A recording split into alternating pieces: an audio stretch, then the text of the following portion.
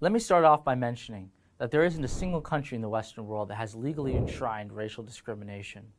There are no laws that benefit whites over minorities in the West. In fact, in many Western countries like Canada, there are what I like to call special rights for minorities. These special rights take on the form of anti-discrimination and hate speech laws. These laws, especially in Canada and Germany's case, enforce morality in both the public and private level. You have the freedom of expression, sure, but if you express hatred against minorities, you've done something illegal. Murder is terrible, yeah, but should a white person who has murdered a black person always be investigated for a hate crime? Murder is one terrible crime, but God forbid you murder someone for a reason the government morally disagrees with. That's a double crime. To be clear, I hate racism just as much as any other black guy hates racism. But I strongly believe everyone should have the right to hold pernicious beliefs. I also believe that the government has no place enforcing morality, especially in the realm of personal and social opinions like race. Regardless, how can it be argued that white privilege exists in the political institutions of Western societies when A, there are no laws disadvantaging racial minorities, and B, there are often special rights in the Western world protecting minorities from speech they don't want to hear? The reality is, if anything, in the political institutions we have, minorities have the privilege.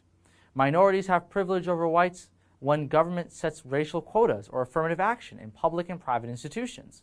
These laws purposely discriminate against qualified people for the sake of benefiting a minority that is perceived by the left as still being discriminated against.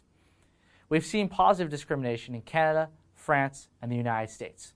Who on the left can argue that the enforcement of these laws is an example of white privilege?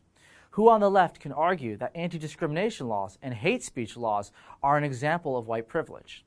The left's argument for white privilege being alive and well in politics is usually this: there are disproportionately more whites than minorities in Congress or Parliament, therefore there must be discrimination within our political institutions. Racism is the only explanation for these disparities.